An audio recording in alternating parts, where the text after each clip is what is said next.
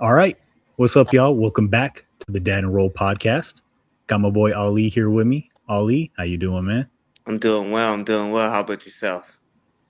Not too bad. Not too bad. The NBA season is over, but I'm getting more into WNBA basketball now. Now that the finals are over, so Oh wow. uh, yeah, man. Well, I got a question for you. Are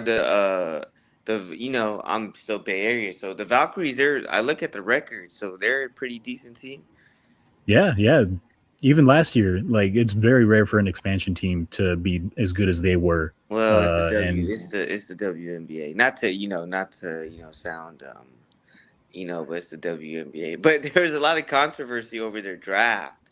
I remember it seemed like they handled that very very just yeah, bad. Like the GMs yeah. kind of didn't make no sense, and they're trying to hide something. But it looks like they're balling right now. No, yeah, they're still balling. Yeah. So yeah, it's very interesting. The moves that they make sense. It's just that the GM I feel like just didn't explain it well. Mm, So that made a lot of people question what the hell was going on, and rightfully so. yeah, But yeah, I think overall the GM is good. It's just I think she needs like maybe the PR part of the there job you go. can Yeah, be a little better. yeah. Yeah. Well, hey man, unless you were living under a rock, you already know the New York Knicks are NBA champions. Me Yeah. personally, I didn't know if I would see this in my lifetime, Well, and to see, yeah, go ahead. if you live in New York, you might be underneath the rock after the riots and the celebrations and all that stuff. Like you might have got caught up in all that stuff. So Yeah, under a rock, under a bus, who knows, man? yeah, but I mean, if the Knicks were gonna win it, like you said, it just didn't seem. And we're younger, so we haven't even been through it. And we're not even Knicks fans, so we haven't even been through it, like they have, and all the heartbreak and how long it was. And then you've seen all these interviews or posts people bringing up, and all the eras and all the guys that went through it. Like I forgot about Barrett some. Barrett, quickly, and those guys aren't even that older. But Yeah, there's been a lot of phases in New York basketball. But man, Team of Destiny, I really think so this year. Just so many, and they earned it with so many shots. Like the three that Landry Shamet hit against the Cavs, I think yeah, to tie and it, just and if they overall the comeback as well. Yeah, yeah, but that shot was like the first one that even I went like, oh, are the magnetic rims actually real? Like, I know they're not, but like, wait, is it? Because that shot made no sense, dude. The tip, OG's tip, made no sense to me. Like, it was an amazing play. That's one of the greatest plays in basketball history, right? He's probably gonna go down, but it made no sense to me how that ball went right into the hoop. Like how at the angle perfect he got bounce. it. Yeah, Yeah, yeah. So, Team of Destiny for sure. yeah, man. Yeah, all the different plays and also the individual players as well. Landry Shamit was shooting the hell out of the ball for a big part of that playoff run. Deuce McBride, one moment he's shooting the hell out of the rock, the next moment he's just not in the game. But I mean, Mike, we I guess we can kind of go into like some of the people that we want to really give credit to for this playoff run. I think I'll start off with Coach Mike Brown.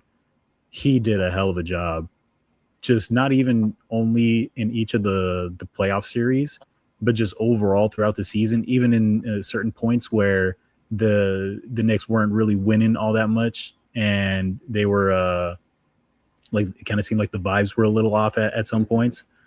Man, he coached the hell out of that team, and also like the level of buy-in that he got from the team.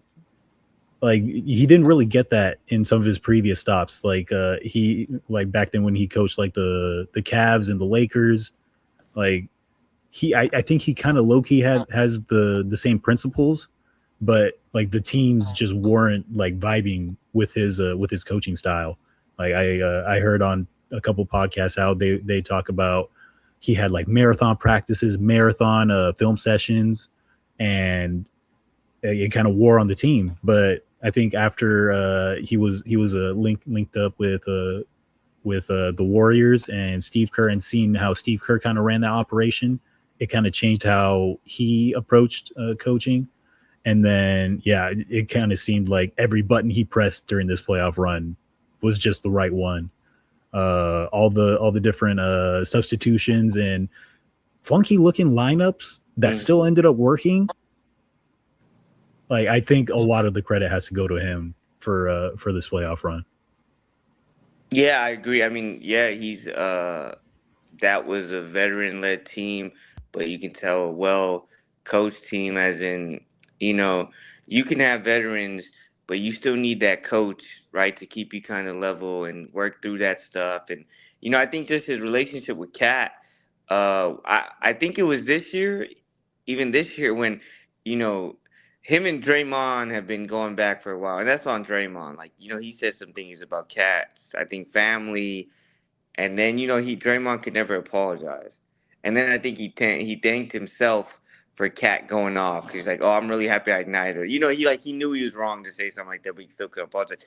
But there was that game when they played the Warriors. I think Warriors ended up winning, and Draymond and Cat got ejected or technical because they was talking to each other, and Mike Brown hugged Draymond after the game or something like that, and people were like, "Wow, how does that look?" and all that. But again, it reminds you, no one really knows in sports. Like all we see is that like 5% of it. The game is 5%. Like that's the least amount of time that goes into anything. Like you said, the film room, the practices, the off season, all the meetings, and then we just see that short part of the game. So it just shows no one really knows what goes on outside of the guys that are really in it and behind closed door, and just his relationship with Cat. Like you saw, I think when they're up after 1-0, and Cat had that beanie or a hat on during stretching, like when the media could film the practice. I don't know if you remember this. And Mike Brown walked over to him, said something in his ear, and he took it off immediately. And it's just something right there. Like people even commenting like that level of respect.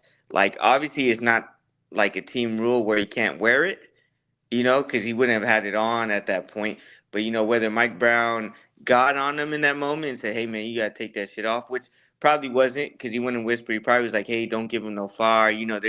Someone's gonna come up with some BS. You're the only one with the hat. You're not focused. But how quick Cat got to take it off. So yeah, the amount of buy-in you get, and especially in the league. I mean, well, coaching overall is such a relationship thing. Like, right? That whole, can you get a guy to run through a wall for you? And it seems like from all the ups and downs in the New York media, for Mike Brown to keep that team together like he did is, like you said, amazing, amazing coaching job, and ended up being a title run. And, some of it makes sense because, like, Mike Brown's a cool brother. Like he wasn't gonna let the New York media get to him. Like you said, he's had some runs in the past, but he's been everywhere. Like he's through and through. I mean, he's been through it all. Even if he didn't win a title as a coach, he coached LeBron his rookie year. That stuff in Sacramento. So it wasn't like the New York media was gonna get to him. So yeah, I mean that guy kept them together uh, through the New York media, all that. So yeah, I agree. But let's talk about Brunson, man. Talk to me about Brunson. Since the Yeah. last time we did this podcast like 5 years ago, I looked back at my takes and I was wrong. I was wrong on a lot of them. But the last time we recorded this like a week ago, I said people forget about the percentages. What Brunson is doing is like this is historical. The type of shots he's making at the end of games as a small guard, as being their best player, and then I mean, what was it, 45 on 50% shooting? Wemby almost took out his His ankle. ankle. Yeah. Yeah, man, and he wanted to get teed up. That was the point. He wanted to He get teed he up, and they really wouldn't. tried. His teammates had to hold him back. Yeah. And the only reason they didn't team up there is they probably knew they were wrong. That's the Yep. only thing that makes sense where they didn't team up. They knew that they missed one. But yeah, man, Brunson, bro, like, yeah, Yeah. No. Yeah. I think what you said about how we don't really see all that much on the team. Like we only see a little bit, and what really goes on behind closed doors is what really matters. I think, along with Mike Brown, I think it's also Jalen Brunson's leadership that really helped that Yeah, team good point. because yeah, he's a coach's son, and he's just really coachable. And I think that's a big reason why all this alchemy for this team just really ended up working so well for this playoff run. Uh, man, I was kind of looking at some of the mock drafts and what they were saying about Jalen Brunson coming into the league. I don't remember where this one came from, but I see one that says, and this is crazy. It says he could be an interesting backup to Dennis Smith Jr. Mm. back when he was on the Mavs. Oh man, Yeah, it's such a crapshoot. It's such a crapshoot. I don't think I was watching college ball that much back then. I watch a lot more now. Uh, because I think back then that was still before. Like now, college basketball and the NBA are pretty similar. Like now, college basketball is finally you're getting up and down the court. yeah, If you watch like some like Calipari, Arkansas, Florida, like they're putting up 100-point yeah, games like nothing, right? Like it's very similar to the league now. It was going that direction when Brunson was in there, but there was still just like this archaic play style. Like it was almost two different sports. So I know back then it was probably even harder to see what a guy would do. But yeah, I mean I know people just look at his size, right? Like it's just he can't be a guy. He's got to be Dennis Smith's backup, you know, type of thing. And where did he go? He went in the second round, correct? yeah. He went in the second round. Let's see, third pick in the second round, second or third Mm-hmm. pick in the second round. Yeah. Mm-hmm. So, and I think most people said he's probably going to be good, but I don't know. Like, I don't think they knew that he would be. Well, for one, they didn't know he'd be this good, but I think they thought he'd be kind of like a backup or like a solid starting point guard that just kind of ran the team. Uh, like you see a lot of people say he's an unselfish passer who moves the ball. They said that he can score a little bit, but that's probably not where he's going to make his money in the league. A lot of comps I saw were like Mark Jackson or like Andre Miller or Derek Fisher, like just like a classic Wow. lead your Yeah. team type of point guard. Uh-huh. But uh, The Andre Miller one's kind of a good one. I mean, yeah, he's but how tall was Miller? I think he was taller. Yeah, I'd have to look it. I'd which have you to would look it just up. give so much. You gotta give so much more credit to Brunson. Oh yeah, Because for sure. Miller was able to. Yeah, it was skill, but he was so much bigger than guys. He was backing down at times too. It's just matchups where Brunson very. He's a strong cat, but very rarely is he just overall bigger than the guys that are guarding him, especially as you get deep into the playoffs and against some of the best defensive teams. But yeah, man, I think it's for him to do it over and over again in these playoffs, and just like I said, sometimes it doesn't matter. I'm a efficiency guy for sure. I mean, I think Braun's the greatest of all time. So I have to be an efficiency guy because if not, that kind of takes away from when you get into these arguments with Braun and MJ and Kobe and all these other guys, right? If you look at Braun's efficiency, but it's true, man. Sometimes it doesn't matter. Did you make enough plays or would make enough positive plays for your team to win? And he did that to win the championship, and to put him away, win it in five and constantly make the plays in the clutch like every game in the series to put it away. It's just again, how do you not put that guy as a top seven player in the league now? Yeah, yeah, and I think right now is kind of a strange time in the league where you can make an argument for a bunch of different dudes to be the best player in the league. They're all pretty flawed, Hmm. especially with the way that they've been performing lately. Like Shea just got locked down for pretty much an entire postseason, and his postseason numbers Yeah. don't really match up to what he does in the regular season. And he Jokic, got locked go he ahead. got locked down by the team that Brunson just went off on. And Exactly. Yeah. even when he didn't go off, he hit all the baskets he needed to in the clutch. Like he Yeah. found the answers in the fourth or at the end of games. So yeah. Yeah. Jokic, he pretty much just got embarrassed by the Timberwolves, who just Mm-hmm. repeatedly went at him at the rim. Terrence Shannon. Jan, Terrence Terrence Shannon Shannon was going not right at scared him. at all. Yeah, Yeah. yeah. Jaden McDaniels, what he said in his post game Mm-hmm. availability, he said like they're all bad defenders, Yeah. Yeah. which is a crazy thing to say when Aaron Gordon is there. But I mean, he went out there and proved it. You know, Who else? Go one ahead. thing I want to bring about the Nuggets. I think you remember this. Uh, I was a Nuggets fan before they got really, really good because I really liked Michael Malone. And Mark Jackson fired Malone, and they had the whole thing. I was like, oh, I like this. I like this dude. Malone is cool. Yeah, I like him. And then I Sack became, Town homie too. yeah. Oh, there The you go. Demarcus Cousins whisperer. Yeah. Yeah. Should have. Yeah, he should have never got fired there. Yep.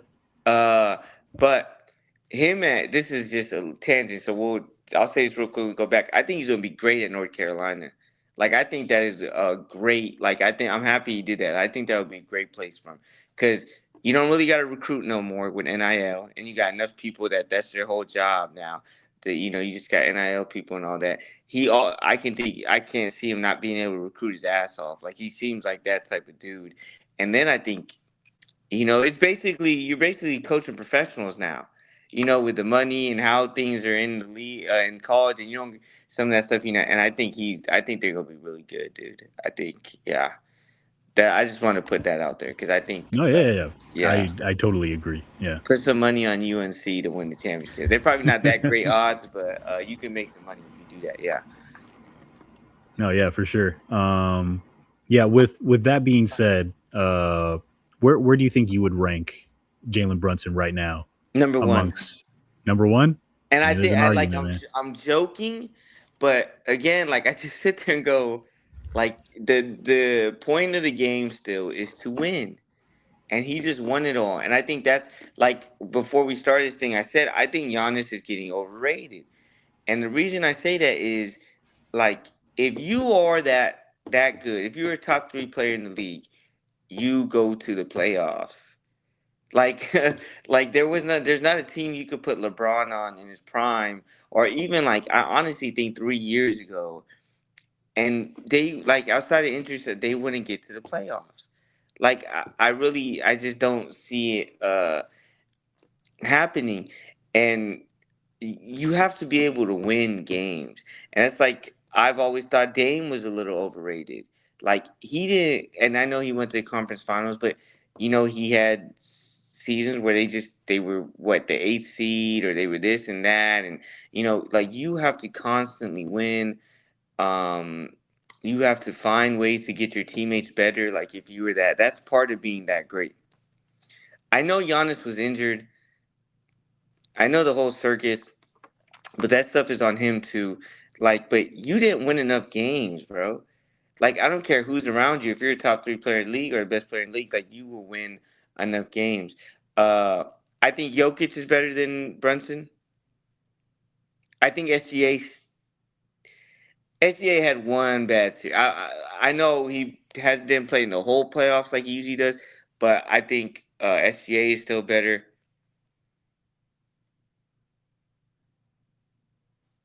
Like, how do you say?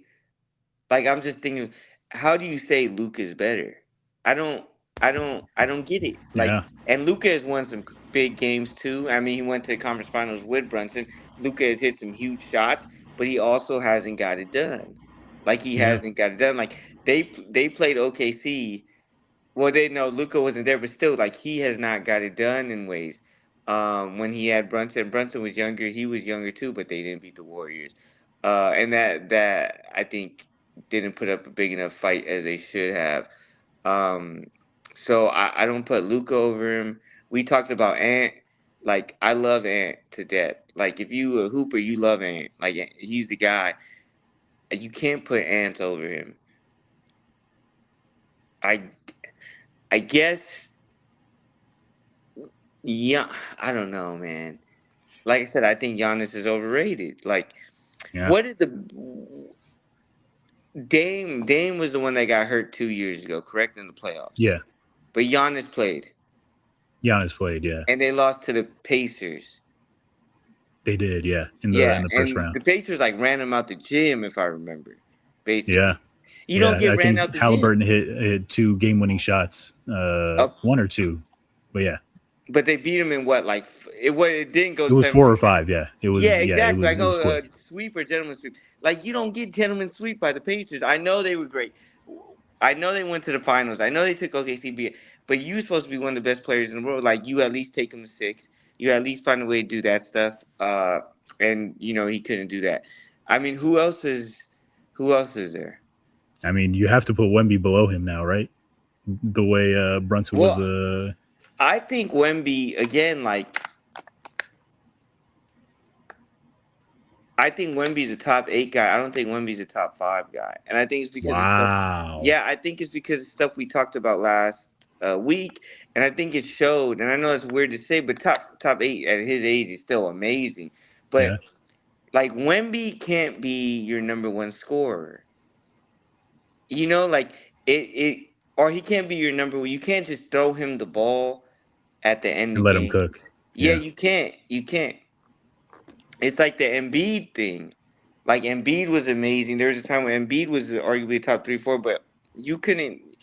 It's really hard to give that guy the ball with 20 seconds left, and now ask him to take the last shot or ask him to create. That's not their game. You get what I'm saying? Like, you almost need another guy to go do it's you need a guy with a ball handling skills. You need a guy that could go pick and roll. You need a guy that could break down the D and then kick it or just make something happen like that. So because of that, I just don't think Wemby's. I think Wemby's top 8. Yeah, I go Brunson over him. You can't put Steph over him no more. Like, Steph he's still great, but he's old. Um, Mitchell isn't over him. No. Yeah. No. Yeah, like, it's not even a thing. Yeah. Yeah, I don't. I mean, who else are we missing? I know there's guys we're missing, but are we? I don't. I Right. don't think we It's the are. changing of the guard some, right? KD Yeah. isn't no more. LeBron isn't no more. Curry isn't no more. Like, I go Jokic, SGA, and then let's put him 3. He just won a championship. He just won a championship against a really good team in the Spurs. Yeah, they were young, but they're really good. And then the dude hit every big shot over and over again. Yeah, so I put uh I put him third, man. Shit, screw it. Like, the dude he just won the Knicks' first title in 50 years. I'm not. I'm not even gonna disagree. Yeah. His just. I'm. I think a big thing also is like people will just naturally say someone who's that small is gonna get picked on, but like I think he's just so good at that hedge and recover where he doesn't get targeted enough to the point where yeah, he's not going to be the defender that like Giannis or Ant or whoever is at that higher level, but he just doesn't get targeted like that Yeah, just I mean, based on yeah, go ahead. Michael, they were a good defensive team. Yeah, And they he were a good played like the defensive most. team, yeah. He played the most minutes. I don't know if he played the most minutes because probably in the regular season and all that. But he was the best player on the team, and they were a good defensive team. He was on the floor. Did they take him out in very specific moments at the end of games? Yeah, but that's 1 or 2 possessions. Like, he was on the floor for most of the games, of course, and they were a good defensive team. So, like, your point you're getting to, is he a great defender? No. Is he this terrible liability or this guy that they were able to just pick on constantly? No, no, yeah. When was the last? Like, did the Spurs even really They do couldn't. that? Well, They yeah, and I tried know this. I know sometimes, but that they couldn't. the whole hedge and recovery, but then everyone looks at certain possessions, but then the flow of the game, there's multiple possessions, especially in basketball where it's just the flow. It's like you watch football and people like, how did that linebacker get on that running back, or how did that linebacker get on the wide receiver? Why is that guy guarding him? Well, there's 85 plays in the game. Like, it's gonna happen depending on the call you're in Yep. or something like. So Yep. in basketball, you're gonna look back on it. There was multiple times where Brunson was one on one with a guy throughout the games. where Brunson was at, and he's always uh, done enough. And this is the other big thing: he's always played with enough effort on that side of the floor, right? And that's really what it comes down to a lot of times. Like Yeah, defense is such an effort big thing, time. right? It comes down to that. If you do that, I mean that you're putting up enough fights so uh your help can come help you, or the team can scheme it around you if you put effort in, like a great coaching staff like you said can put schemes in, and now you're hedging and recovering. So he's always done that part.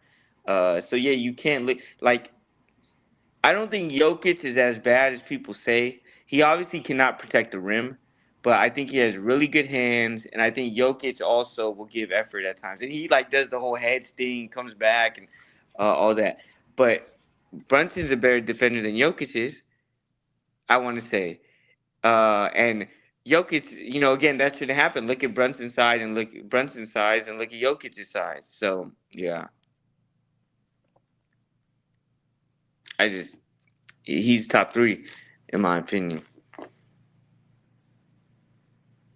Yeah, no, yeah. I wouldn't even disagree with you. And I think a big thing that people sometimes get confused is being a good rebounder doesn't mean that you're a good defender. Those Yeah. are, to me, those are two separate things. Jokic is a good rebounder. He is not a good defender. Harden's Uh, always been a good rebounder, right? And he was one of the worst defenders of all time at a point. Like he was trying to be one of the worst defenders of all time for 2 years, yeah. but he was still a really good rebounder at that time. It's like they could play him. That's when, like, I think the Warriors and Rockets had that little, that real that hatred, and they were both playing as much small ball as they could, type of thing. And Hmm. Harden was probably the five at times, shit, in some of those matchups uh, on the floor at times. So yeah, no, you're right. Good rebounder. Rebounding is a separate skill set from defense. Yeah. No, Yeah. yeah, for sure. So yeah, we kind of moving on here. We talked about Wemby in relation to Jalen Brunson.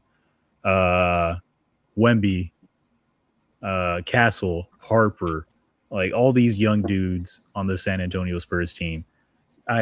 I think it's safe to say not very many people outside of that San Antonio locker room expected them to be here in the finals. They are, I mean, based on what they were saying in the post game, they were very disappointed in their performance. It didn't. They weren't saying they were just happy to be there. But I think there's a lot of improvement that is very obvious that they can do. Um, but also at the same time, it's pretty remarkable that they were able to make it to this point.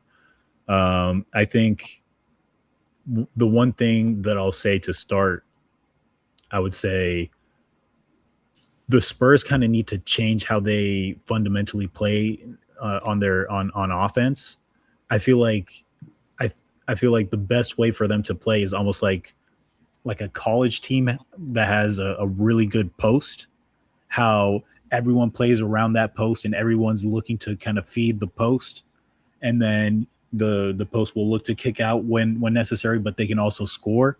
It doesn't necessarily have to be on the low block for Wemby. It can be at the elbow, it can be at the nail, it could be free throw line extended, it could be on the baseline, a little closer than what he was doing against the Knicks. But I think if they design their offense around getting Wemby into those certain spots, and then he just has to work on that all summer, being able to hit those shots from those spots. I think that's probably going to be the best thing for their offense. It kind of, you remember how back when Wemby first got on the Spurs, they were like everyone was roasting the Spurs because they were like, oh, nobody wants to throw lobs to Wemby. They weren't throwing lobs to Yeah, Wemby yeah, I enough. remember that. But Like, yeah, I remember that. I remember that. I yeah, remember. I think there's shades of that right now. It's not as bad as it was back then, Uh but huh. there's shades of that right now. There's a lot of times where Castle will be driving down the lane. Wemby isn't open for the lob, but then he'll kick it out to Vassell. Vassell has to pump fake in an attack because his defender was able to recover to him.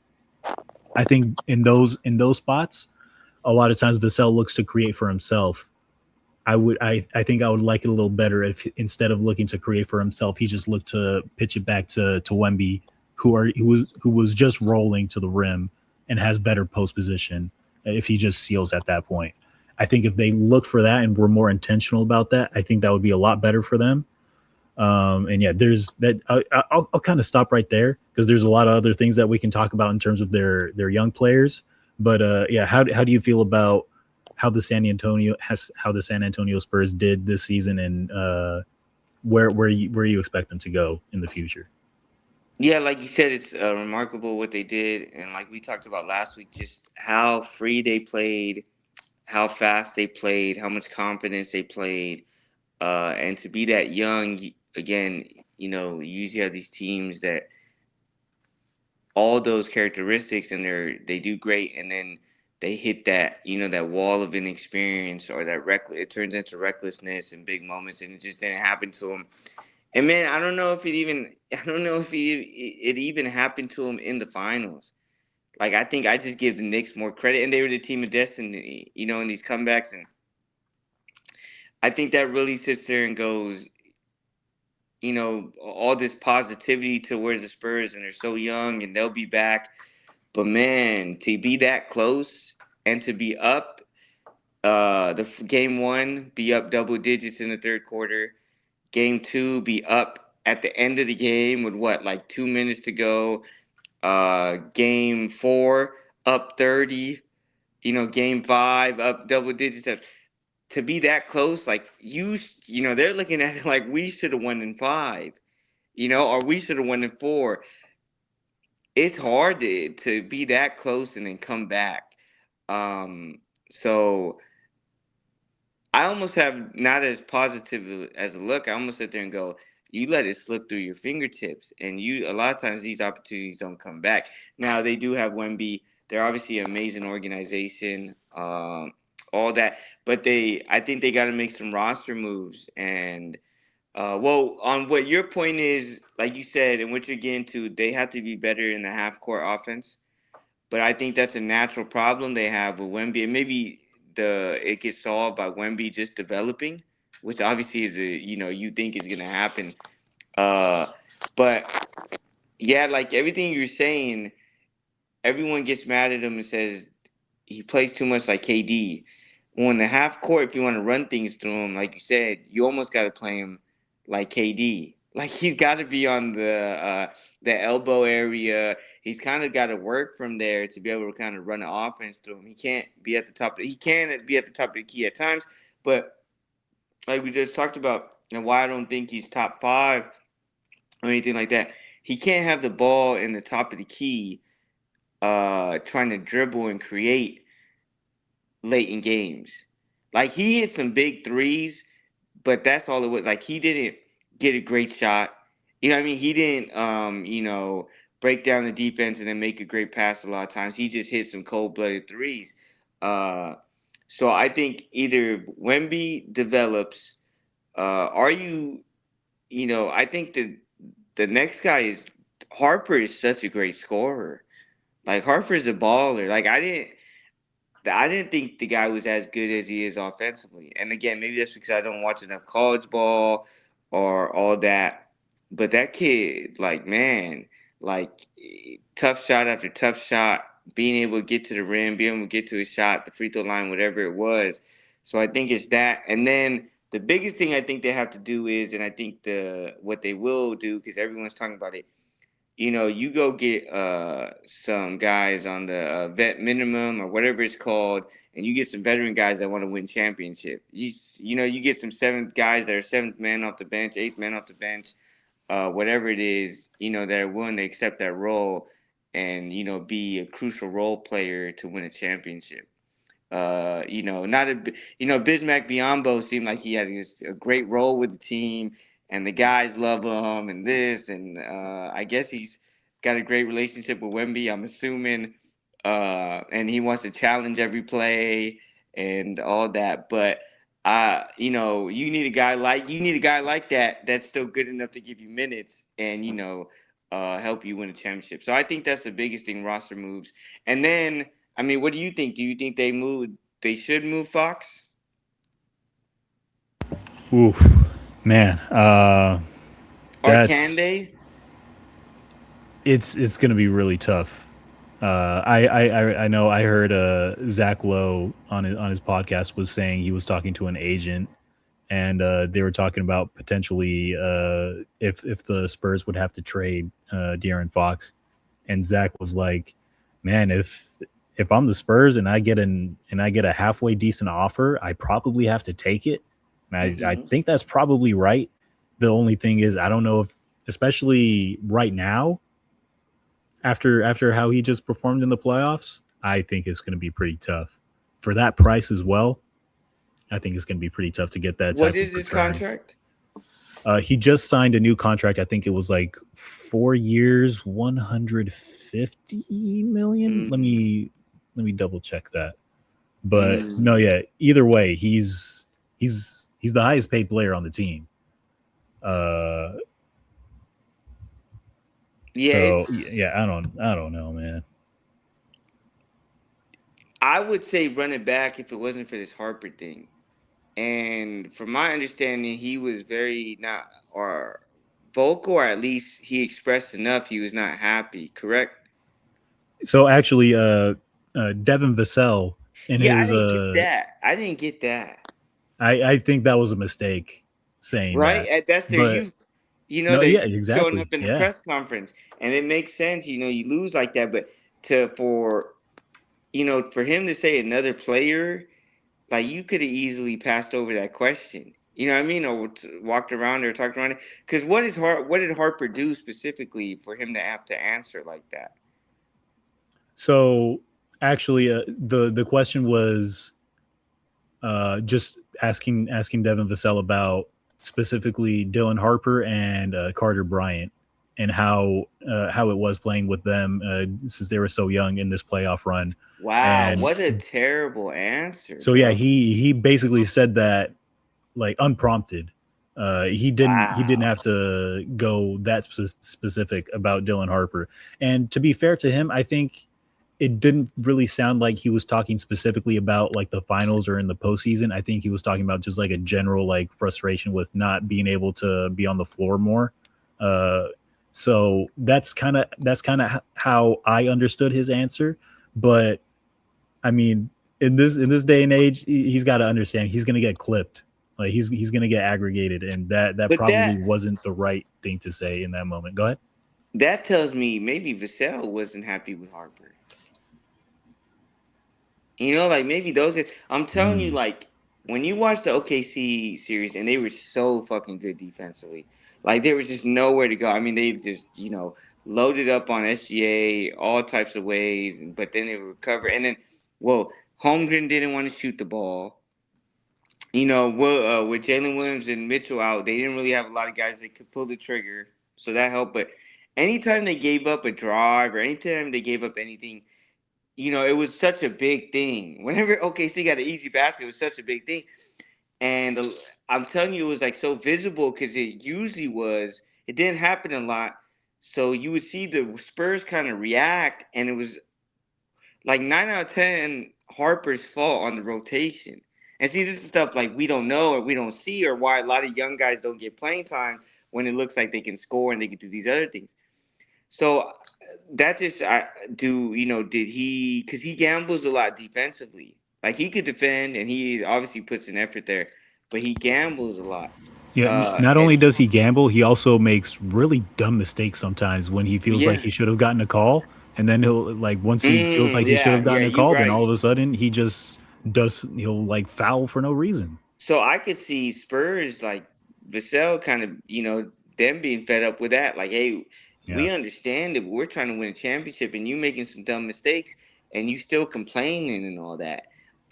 Because coaches, unless you're a hardened level offensive guy and something like that, it's just in the coaching DNA. You lean on defense, especially in those big moments, right? It's kind of how you look at the game, and if you really look at it, if you're in that, you got to make those decisions. You'll understand it. Like you got to, because you can't just give up a.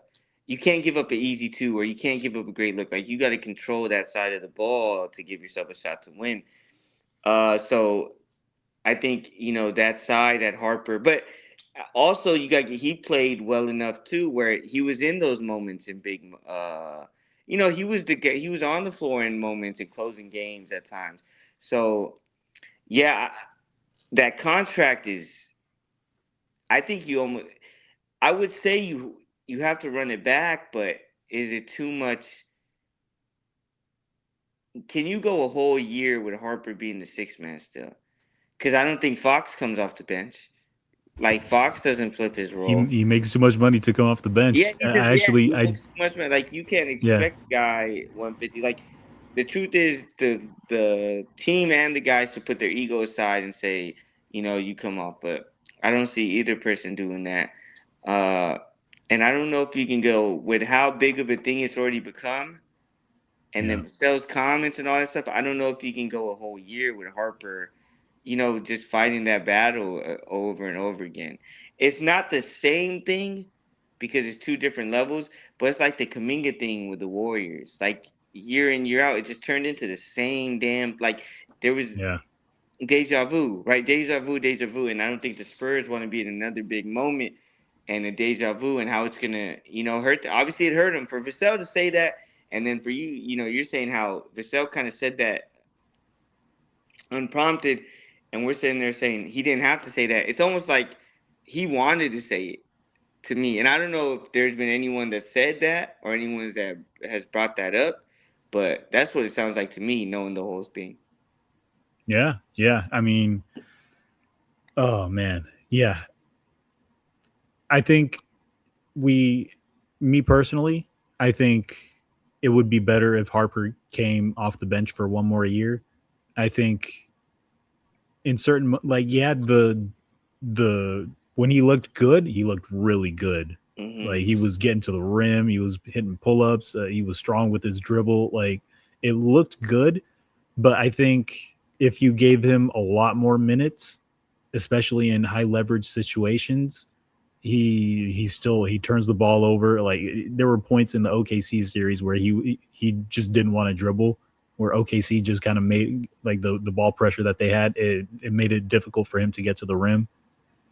I think it's probably better for him to come off the bench for one more year, and it would be good if Fox was not this bad, as bad as he was in the playoffs. I looked up the contract; it's actually 5 years, 163 million. So I Oh was yeah. shortchanging him a little bit. So no, yeah, he's going to be making 49 million, almost 50 million next year, and then that goes But up like about 3 million, and he's in the 2030 season he's going to be making 61 million per year. So it's a yeah, huge it's contract. yeah, that's because you just look at it, and if you're the Spurs, you hate that contract now, not because you were wrong to do it, because Fox being on this team, that whole getting Fox, that move flipped everything, right? Because it happened Mm-hmm. mid-season, and then even it's not like the Spurs ran away with it when Fox was on the team that mid-season, right? I know, they were kind of out of it, all that, so they weren't worried about winning that much. But it wasn't like they looked great with Fox as soon as he came. But there was this like feeling like, hey, we're gonna be fucking good next year. And then they, from the get go, were really fucking good, and Fox had a lot to do that with that, just the mindset. And obviously, he's a good player, but it's like you probably couldn't expect Harper to be this good this fast too. And it's like almost a good problem to have, but it's become, you just lost the finals and you just gave up leads, and Fox, everyone's looking at Fox as losing you.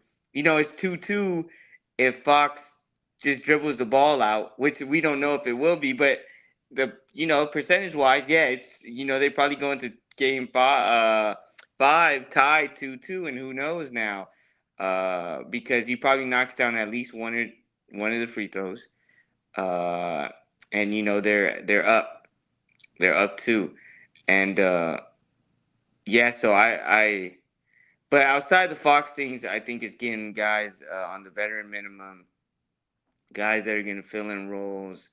Um, I think more guys off the bench that can shoot because what is it like? Two like John Keldon can shoot. Six man of the year.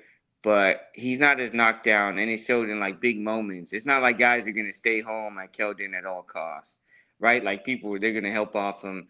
Barnes is, Barnes is one of those veteran guys, so but maybe you can get a guy that could be your eighth man in the playoffs that's better than Barnes, or can fill at least one of the role better than Barnes does, right? Like a guy that's more of a sharpshooter, but yeah, I'm assuming Champagne they're not going to try to upgrade from there. Like I'm assuming I don't know, what have you heard?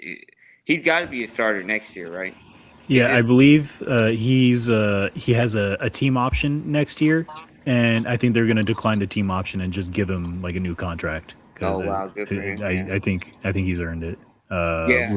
Especially the way he shot in the playoffs, it felt like anytime he was open, he was hitting that Well, three. So go see, ahead. I think I texted you. I think I texted you during the OKC. He's the best catch and shoot guy in the league. Yeah, Like you when did. you Yeah. do it at that level, and when you're doing it in those games, like just like we're Yep. talking about Brunson, and we're talking about him in a whole different category. But Champagne, like look what he's doing right now. Like he's the best catch and shoot guy in the league. So yeah, you got to keep and then he's pretty damn good defensively too. Yeah.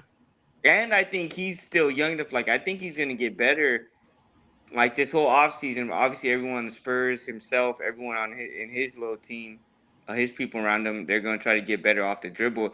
And he has enough of a skill set. I think he can. Hmm. So many guys are going to fly out on him. He can dribble by guys and make things happen. Shit, I think he could even pass the ball a little bit. Like, I think he has that in him, type of thing. Yeah, I think almost.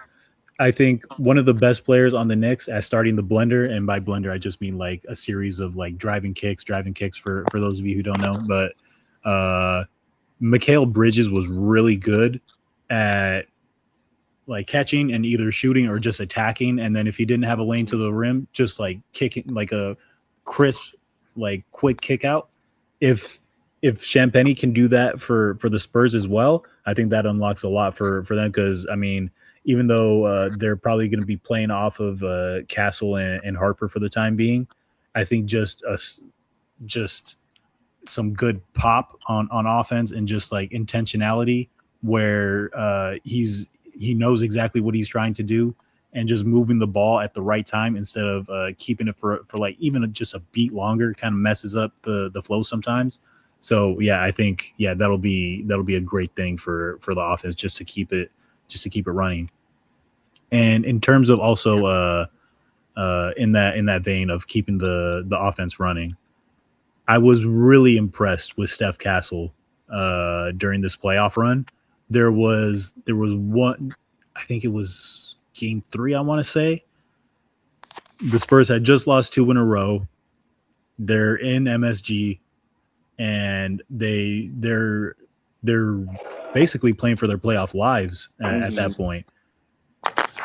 I think it was that game where early in the game Steph Castle he gets trapped up top when he's coming off a double screen, and he's basically like in no man's land. He has nowhere to go, like near half court, and he jumps up and throws a pass to Wemby, an alley oop, and Wemby dunks it.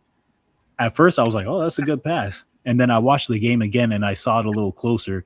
This dude, he jumped in the air and saw OG Ananobi coming off the corner Mm. to help on Wemby, and he knew that the Knicks were really aggressive at getting back out to shooters in the corner.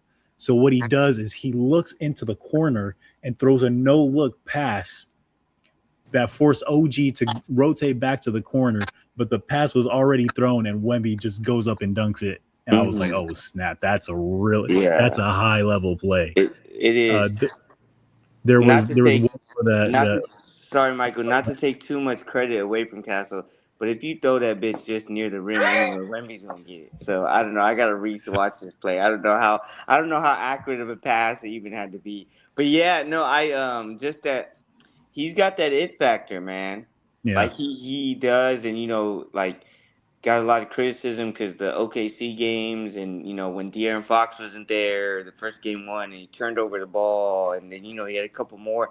But I was sitting there like, again, I think OKC was so great defensively. We know they were, and that series was such a grinded out. Like how do you not expect that from Castle? Like, how Yeah. do you not expect him to have those type of games against that type of team? But Hmm. he kept finding his way. He plays with so much confidence. He plays within himself, and he has that it factor, as in like he cannot be scoring. He's always going to defend. Like he's always going to find ways to be positive on that side, and then he could not be scoring, and then somehow, some way, he finds a way to get a big offensive rebound and gets 2 points back that way, or he gets a tips the ball out and gets the possession still going, and then they score. Like he still finds his ways on the other side of the ball. So yeah, and then like you said, he's continuing to develop uh, as a passer and true point guard, and shit, he had a better offensive series than Fox. And we're just talking about Fox's contract, and and like he had his offensive game isn't even close to Fox's, and the truth is he had a better series than Fox, offensively, just flat out scoring. Yeah. Honestly, in my opinion, when in game four when the Knicks made the historic comeback, I thought a big reason they made that comeback was early in the third quarter, Steph Castle got into foul trouble, and it just Mm-hmm. fundamentally changed how they were able to play Mm-hmm. defense on Jalen Brunson. I think if Steph Castle doesn't get into foul trouble, I don't know that. And I mean, of course, also like Team of Destiny, like that type of Yeah. stuff just happens for the Team of Destiny. But if Steph Castle doesn't get into foul trouble, I don't know that the Knicks end up making that comeback, especially with how much Fox struggled. It would have helped a lot to have Steph Castle there next to him to relieve him of the ball handling duties. But yeah, I think yeah, good on the Spurs. If is there anything else that you have on the Spurs before we move on to this next thing right here? Uh, yeah. I mean, I guess the last thing just on the roster, and like you said, can this, you know, there's this talk about and this feeling and why not, like they can be the team for this next decade and they're going to be there and Wemby, and I think all that is very it's very realistic, but how are they going to attack it as an organization? Because they have been RC Buford Pop like for so long, right? They Yeah, drafted so well and they developed and they've gotten these Danny Greens. Kawhi was a mid round pick. George Hills, guys from Europe, role players. Like they've developed. They haven't made those huge trades and they haven't made those big splashes and all that. I guess with Fox a little bit, but right now, like, do they ship off Champagne? Do they ship off? Do they try to do something massive and get one of somehow get a great player? Get a 1A superstar next to Wemby. Do they not wait for Harper to keep developing, right? Like Harper's still gonna be part. Do they trade Harper to get like that's where I sit there and go like, what is? Are they gonna say, okay, let's stay on the path, or no, we're right here, we let it slip away?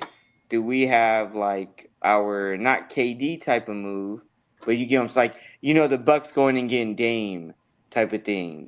yeah. Like is there something like that? And is that the right thing to do? Is that the wrong thing to do? I don't know. That's a great question because I think this team could use another, especially if Fox isn't going to perform in the playoffs. I think that's probably the exact thing that the Spurs need is someone to take the pressure off Steph and off Wemby, especially for the scoring. If and once again, if De'Aaron Fox isn't going to score all that well, then like he's just not going to be right for the team. I think especially for Wemby, as he develops his game and becomes a better scorer in the half court, I think that's probably going to be one of the things that they need, just a reliable bucket. And Mm-hmm. that's the thing that really ended up being their downfall in the finals is they just didn't have a reliable bucket. They had a couple plays here and there. Like when they actually ran offense, they got good looks, but the thing is in those in between plays, especially like start of the second quarter, midway through the third quarter, times like that where it's not really like real like focus and like emphasis moments on the in the game, they just lacked any purpose. They lacked intentionality, and Hmm. it just it's in those moments where the Knicks really made them pay, where they would go outlet, quick shot, and then next thing you know, like the Knicks are running offense and actually getting good looks for their guys. And I think it's in those moments where someone could say, "Hey, we need a bucket. Just get me the ball. It doesn't even matter where, and I can put up points for us." And they just didn't have that. Yeah, yeah, I agree. So it just the I think they stay the course, and because that course already got them to the final, and this close to winning it.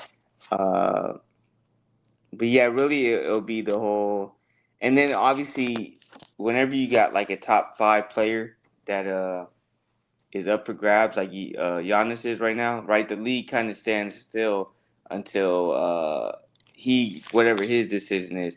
So I know that would be a domino effect. So yeah.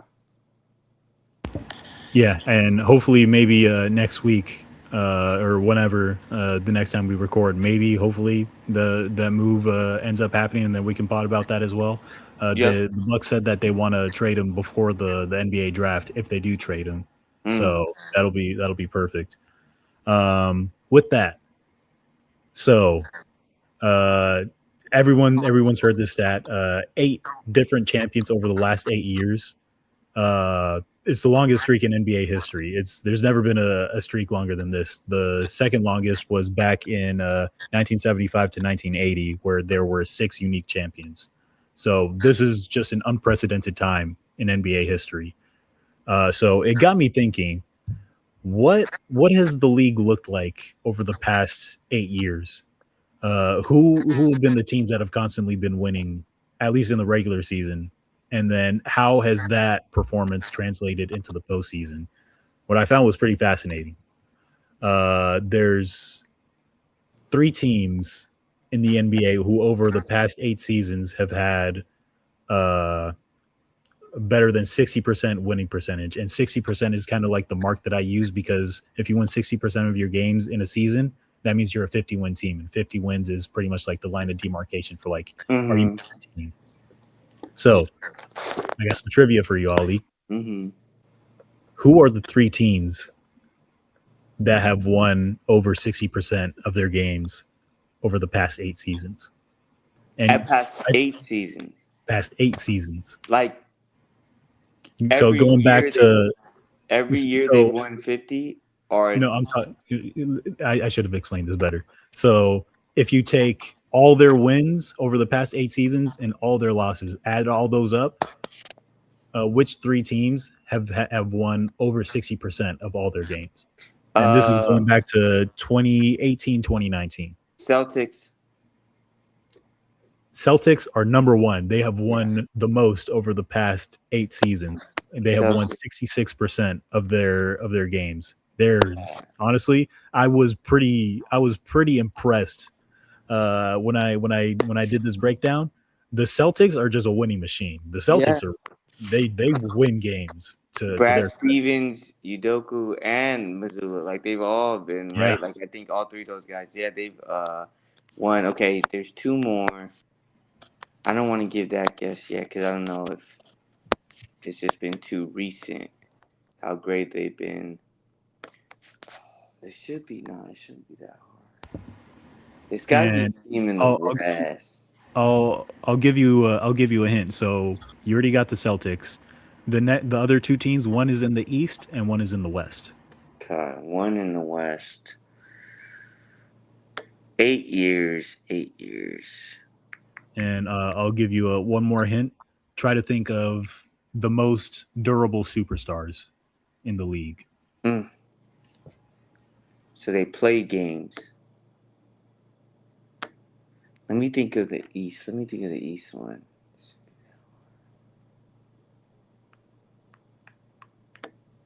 There's fucking teams outside the Celtics that won 50 games in the East. Yeah, I know man. the East has Yeah. been better So last I couple think years. the thing is, this team recently hasn't been doing very well. Ah, But see, that makes it hard. Let yeah, me see. Okay, okay. Is it? Milwaukee. It is Milwaukee. They have Okay, won the two for third two. most. They have won Never mind. under. Giannis top five, dude. He wins. Well, I was kind of biting my tongue when you were saying that earlier. Man, before this past season, Giannis plays. He's played over. I believe it was he's played over 60 games in these past 8 seasons, and even in the COVID shortened seasons, he still played 60 games. Oh no, he's And durable. I'm not saying he. no, no, no. Yeah, yeah, yeah. Yeah, I know that's not what you're saying, but kind of just to that goes to what the data was showing me. If you have and this isn't easy to do, but if you have a superstar that's also durable, like you're probably at least in this last stretch of 8 years, you're probably winning a championship. Yeah, yeah. So then the next one, the West has win. Nuggets. It is the Nuggets. They have won the Nice. second most. Wow. They have won 64% of their games. So yeah, I was looking at this. If you if you have consistently won games, you probably won a championship Mm-hmm. in this last stretch. So the top three teams that we just mentioned, the Celtics, the Nuggets, and the Bucks, all won championships in this last stretch. Uh, the team in fourth place, you're not going to guess this team, so I'm just going to tell No, you. no. Let me guess. Let me guess. You want to guess? Okay, What conference? it is in the West, and they have not won a championship in the last 8 years. Oh, I should get it then. Timberwolves. No, the Oh. Timberwolves have just not been good enough in the playoffs, or excuse me, in the regular season. And as you guessed this, like I was kind of thinking like which teams would maybe be like in that next group to maybe win a championship, and I wanted to say the Timberwolves. They just don't win enough in the regular season. They don't take the regular season Hmm. seriously enough. Uh, Maybe if they do, I could see them being in that tier, but for the time being, I don't see the Timberwolves competing for a championship. Hmm. Yeah, I mean, they obviously went the wrong route with moving Cat. Yeah, and Rand. Like, I don't see how you think. Maybe it was a trade to be made that Randall is gonna be the guy that puts you over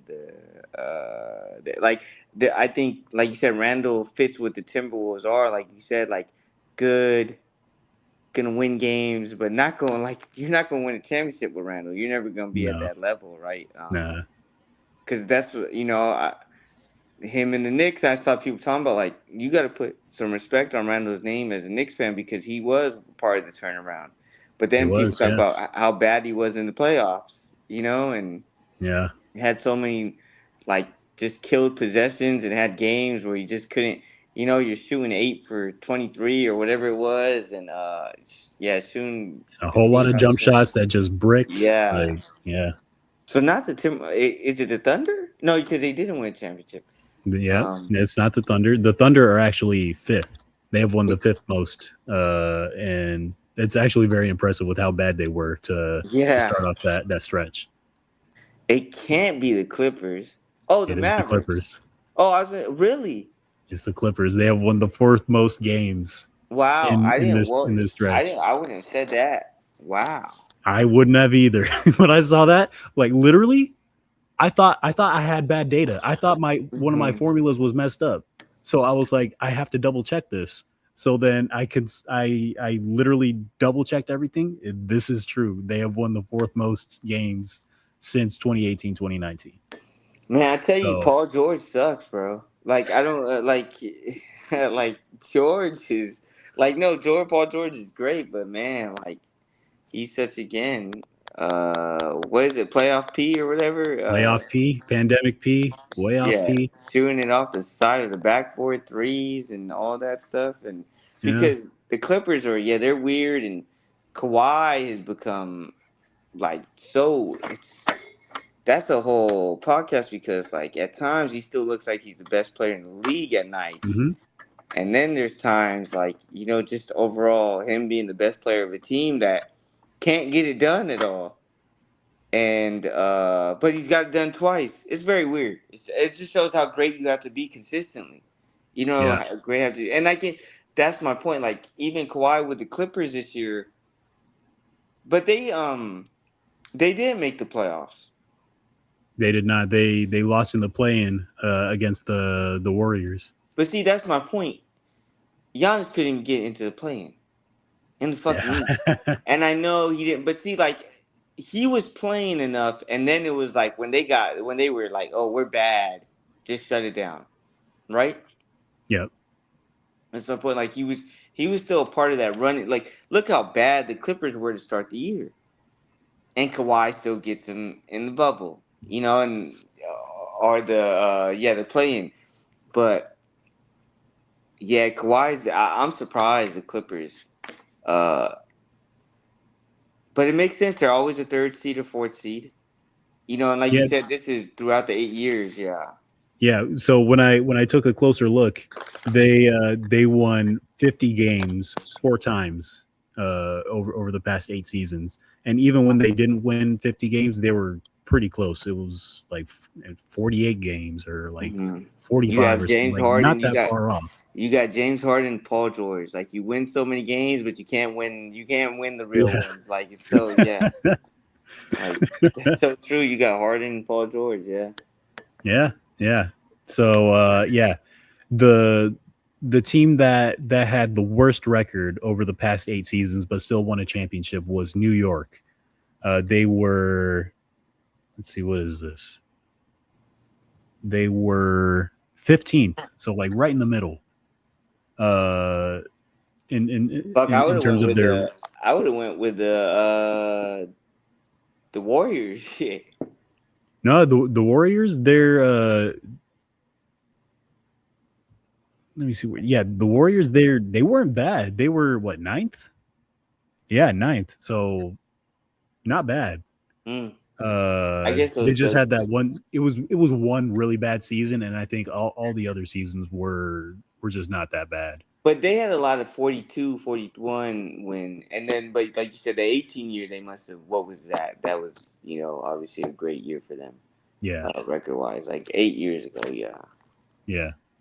So yeah. So in looking at New York and how they only won 50% of their games, so like right down the middle, over the past 8 seasons. So that made me think, okay, let me take a closer look at the last 4 years, which coincides with when the King of New York arrived in New York, when Mhm. Jalen Brunson got to uh, got to New York. So he's been in New York the last 4 seasons. If we take a look just at the last 4 seasons, do you want to take another guess at who was number one over the past 4 seasons in terms of winning percentage? Okay, see, It is not OKC. they gotta be They number two. are they're number two. Yeah. Is Boston still number one? Boston has won 72% of their games Yeah, over man. the past 4 seasons. Well, Boston fucking is just a Michael, winning we machine. gotta talk about it. What happened with the Celtics? Was it really just Tatum? Is Tatum's injury? So Missoula got a little too crazy. he, especially in the last game in Yeah. game 7, that was, I don't know what that was. Like maybe he was like, "Yeah, we don't have it this year. Let me just do this." Maybe like I wonder if that really played some part in it. But I think it was the cap too, right? Because they just couldn't keep those guys no more. They just was Yeah, paying everybody. They went for it. Uh, and then yeah, with Tatum being hurt, they just. they kind of, it almost seemed like they were punting on the season, but Joe Mazzulla said, "The hell if we're punting this season, it's not happening on my watch." But then, did you not think they were gonna make it out of the East when the playoffs started? Or When the was playoffs Tatum's started, health? I would have picked, even with Tatum's health. I was picking the Celtics. Because they were up 3-1 on Philly, right? They were, yeah, Yeah, like that was a bad collapse, and yeah, that's a bad collapse. I mean, that would have been a great series, the Knicks and the Celtics. That would have been a great series. I'm gonna sit there and say the Knicks would have won because yeah. I I don't think the think Knicks would it's have won yeah too. I don't think you could sit there and see what the Knicks did and say they wouldn't have. But but yeah, like winning. I mean, they have won games. That's for sure. That's just crazy. Even this year, like you said, like they've started lineups with I think his name is Jordan Walsh. Jordan Walsh, yeah, he got a lot of minutes. Yeah, Jordan Walsh, the Hugo dude. I have no idea where he's from, but everyone loves that guy. The lefty that can shoot. What's his name? and Baylor Shireman. Like they started those three guys started so many games for him, and they still won. Like the center. Where did they draft him at? They didn't even draft him. Wasn't he a Kings draft pick? Was Nemus he? Nemus. Skata, Yeah, yeah. I think he played at Utah I would have State. to look it up. Yeah. And like new Utah State Kings draft pick, and he started. So yeah, they won basketball games. Yeah. No, yeah, for sure. And number three over the past 4 seasons. So we got number one Celtics, number two Oklahoma City. Number three has not won a championship in the last 4 seasons. Who do you think that is? And I'll give you a hint. This team is in the East. Cavs. The Cavs have won the third most games over the past 4 seasons. They have a 65% winning percentage. And out of the top 5 teams in the last 4 seasons, they are the only ones who have not won a championship. And you can only blame Harden for this year. You can't blame him for the last year. Yeah, the Cavs are a weird. Yeah, I mean, again, you just said like there's some people that probably started saying Mitchell is better than Brunson, or used to think that up until now. And again, winning, man, is so hard, and be able to win in those huge games and those big games. Uh, yeah, because you look at it from a roster standpoint. I think we talked about it with just texting, like they don't have that. Like if they had an Amen Thompson, which any team would love, but if they had like Amen, Asar Thompson, or even a Dorian Finney-Smith when he was 3 4 years ago when he was really good, really good 3 and D guy, one of the better ones in the league. Like, is that not one of the perfect like just starting fives?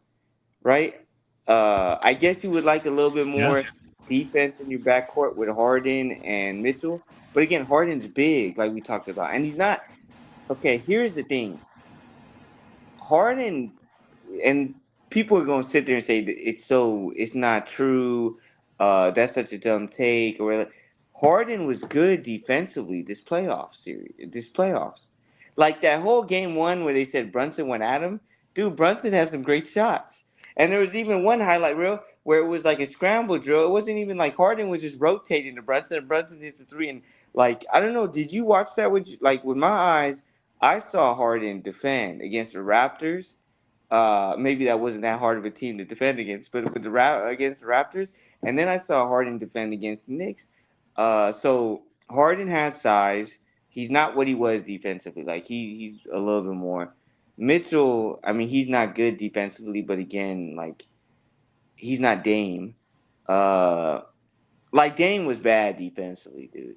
I think everyone loves Dame, but like Dame, I think Dame is he just he's got effort too, but I think Dame people don't kill him for as bad as he was defensively. Uh, so you got Harden and Mitchell. Just that's your backcourt. That's great. Two, both guys can handle the ball. Both guys can catch and shoot. Both guys can pick and roll. Both guys can play make. Then you got Evan Mobley. Again, like he has, but from a skill standpoint, that's uh your modern NBA four, right? Great defensive player of the year, can protect the rim, can handle the ball some. Then you have Jared Allen, can give you vertical spacing, right? He gives you vertical spacing with all those guys and lob threat pick and roll we just talked about. Obviously one of the best rim protectors in the league, one of the best rebounders.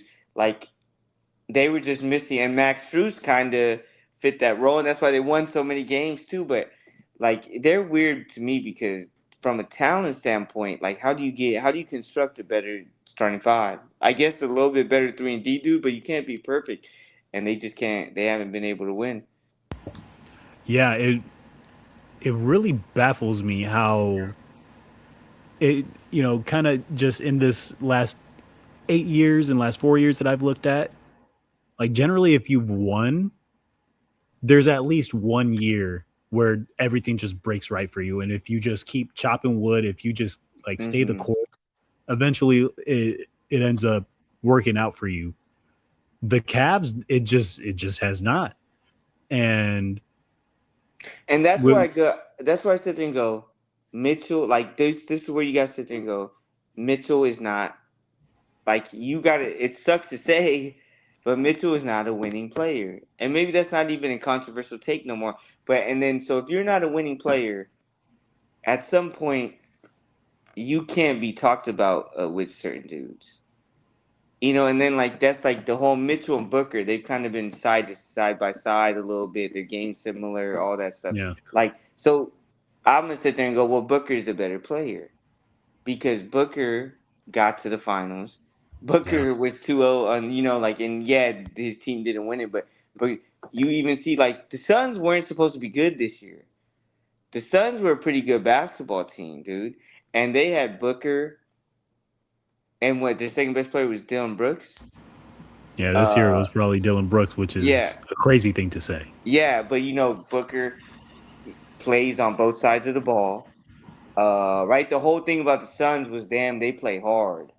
Right, that Yeah, was like the big thing. They play hard, but yeah. So whereas Mitchell, yeah, he won a lot more games than Booker this year and all that. But look at his roster, and when it came down to, you got to really be a winner now. You got to really find ways. Again, like your numbers go out the window, all that stuff. You got to be find ways to win games.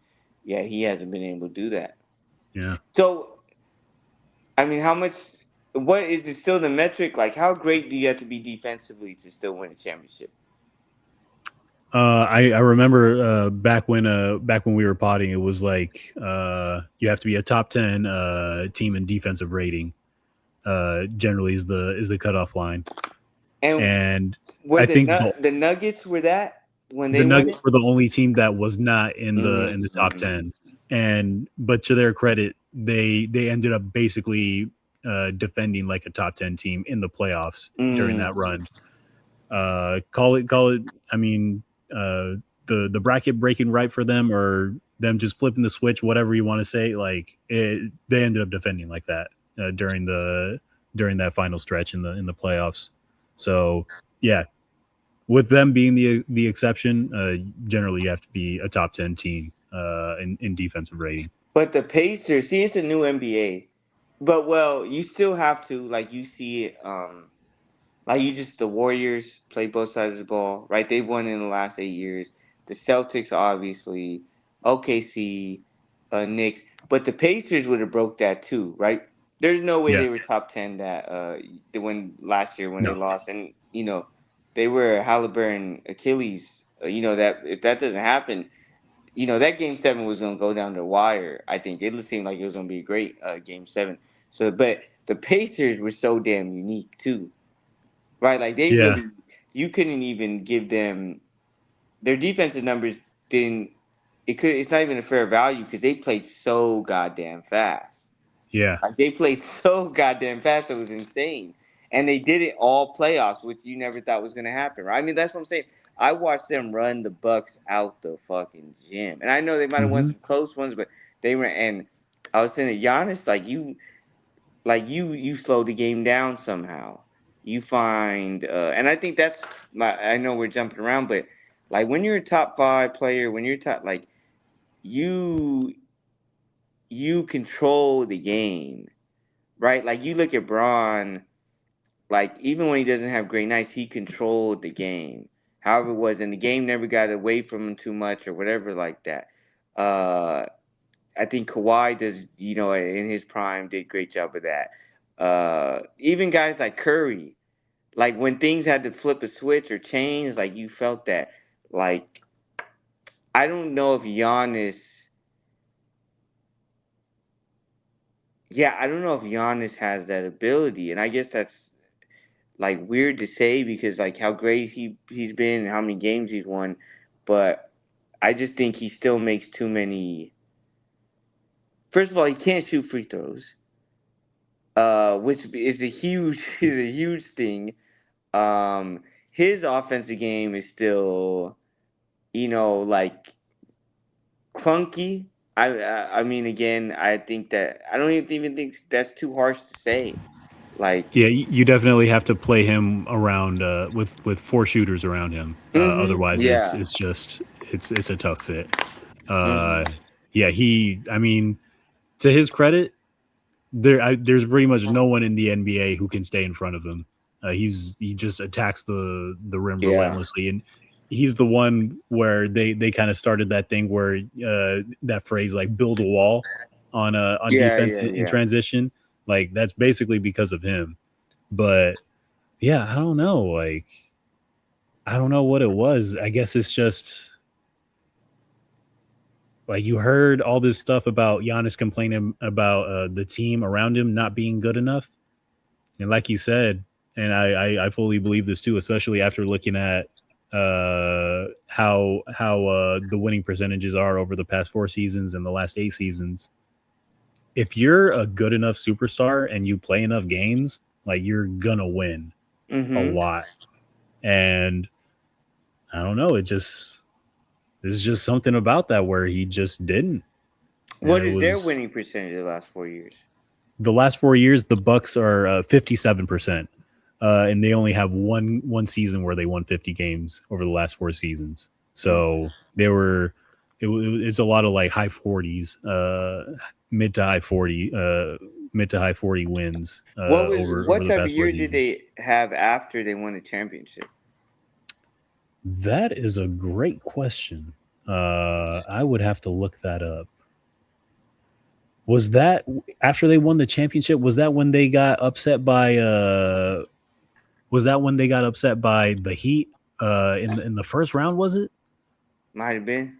Yeah, because is that the next year? Is that the one the Nuggets won, and the Heat went to the finals? No, that was 23 in 20 so 21 the Bucks won, and then after that The the Warriors. Warriors won. Okay. Yeah, he. I mean, Giannis is great. Like, I don't want to spend too much time. I already did enough about, but I just and then I hate this like the whole you don't fail shit. That was such a bullshit answer. Like that was such a terrible fucking answer, dude. I didn't like that shit at all. Like all this, I'm humble, and again, dude, the dude obviously, were his story is great and all that stuff, but I mean, the dude holds the Bucks hostage by employing his brother. Like his brother is legit the worst player in the fucking league. Like his brother is fucking, and then he's like weird as shit. Like it makes no like you can't be that bad and then act the way you do, dude. Like just collect your check and be cool. Like you know what I mean? Like everyone would be cool with you then, but yeah, and just how he's handled this whole thing with the Bucks, I think it's been bad. Yeah, Like yeah, definitely. to sit here, everyone sat there and said like Giannis wants out. Shams is saying this, all that, all these reports, and to continue to deny it or act like the media this, the media that, and then the off season comes and you want to leave. Like we knew it.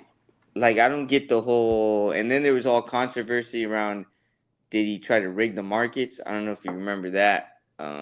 So Giannis has not. I haven't seen Giannis in a good light. Uh, this whole year. Yeah, yeah. The past year and even a little bit before that, how he ended up putting the pressure on the Bucks to make a move to get him a better team. I I mean, Dame getting hurt and then them waving and stretching him and signing Miles Turner was probably like I remember back during the offseason when they did that and everyone was like, "Yo, this is a risky move. Like, I don't know Hmm. about this." And But they they roll were. snake eyes right there. Yeah, But go like ahead. you said, they were doing whatever they could to put the best team around him. Right? Yeah, Like they got Drew Holiday, and that obviously worked. Then they went and got Dame, and then and sometimes things don't work out, but you want yeah, them to go and put this great team around you, put championship team around you. They did that, so you can't sit there and say they didn't. They done that. They probably fired the coach because of yeah, Giannis. There's no way Giannis didn't give that the green light. And that made no sense at all, or at right? least didn't give it the red light. Yeah. Yeah, yeah. And I think he had to have given it the green light. Like, there's no way that they don't do that without Giannis kind of wanting it to happen. Um, and yeah, so I don't, for him to want to leave, that's fine. He's been there for a while. He brought them a championship, but to do it like he has, or kind of put out the things he has, I just think it's wrong. Yeah. No, yeah. I can't disagree with So you where there. is he supposed to go? It's looking so what's his name? Mark Stein reported that it's probably going to be either Boston or Miami. So someone said something to me, and I was like, "Oh, that can't be it." And then I thought about it. I was like, "Why not? How about the Wizards and the Bucks? Like, Wow. can you give up the first pick, and can you give up a lot of young guys, and can you the Bucks go in full rebuild mode and go draft AJ, or Peterson, or whoever, get Trey Johnson, get Bilal Cooley, whoever, all these dudes, get some cash, and then you look at the Wizards, you got Trey, AD, and Giannis. But I don't know if cap wise they can make that happen, salary wise they can make. I don't know how that, but so I know that always plays a part. But I don't know. I heard that and I was like, no, why not? And then I thought about, it, I was like, that first pick is a hell of an asset. You know Yeah. what I mean? Like that for Yeah, you, it is. and you got two good. You got, or well, three or I know AJ Debonsa, right? Darren Peterson obviously has become controversial, but like the UNC kid is supposed to be that good too, right? Yep. Carlos Boozer probably. I don't think you go one. Like I don't think the Bucks would take that to go get him. Or Cam Boozer, is it Cam Boozer? Cam Boozer. Yeah, yeah. Cam Boozer, because he seems like he's gonna be a good player, but he doesn't seem, his skill set just isn't, a guy that you would take, you would give all that up for to get. But yeah, I wonder. I'm gonna go Google that and see if there's anything like that, because do the Wizards become a top three team in the East if like you could put Trey, Giannis, and AD, and then you just put guys around them somehow? You just put a I roster. mean, You go find they Joe have to. Harris. You go find Joe Harris and give him a contract for $500 a game or whatever it is. Yeah, No, yeah. I mean, they would have to be at least what, top three in yeah. the East Like, at minimum. yeah. The So only thing is, if one of them gets hurt, then they're cooked. yeah, But well, yeah, AD for sure. Giannis, like you said, he's been durable, but and then Trey is pretty durable for his size, but he for his did size, have that yeah. injury now, right? So does that start going the opposite direction for him, just health wise? I think Loki, if he needed to, he probably could have played, but the Wizards were like, "Oh, let's take And this he slow." did play some. He did play He some, did. He did. and to Yeah. his credit, he played hard. Yeah. Yeah. And I thought that was cool. Did the Wizards keep their coach? If you know, I believe so. I can double check this, but yeah, I believe so. because they finally seem like they actually have handled something right and got it going in the right direction. Yeah. No, yeah, yeah, for sure. Yeah, their head coach is Brian Keefe. He's still the head coach. Okay, yeah. Yeah. Okay. So, Also, well, one thing that I found over the last 8 seasons, the team that lost the most, the Wizards. oh yeah. Over the last 8 years, 33% of their games, they won 33% of their games, and it's pretty bad. Over the last 4 years, they've only won 25% of their games. Mm. They're the only team in the last 4 seasons that has not won 100 games. Yeah, you gotta go trade for Giannis, man. You gotta go make it happen. Like that's bad. That's bad.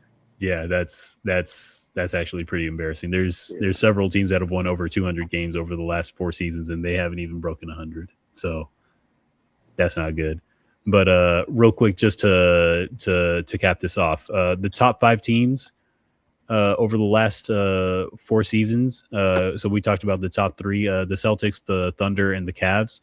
Number 4 is the Nuggets, and number 5 is the New York Knicks. So ever since Jalen Brunson got there, they've been pretty consistently winning games. And then four of the top five teams over the past four seasons all won championships. The only one, like we said, the Cavs.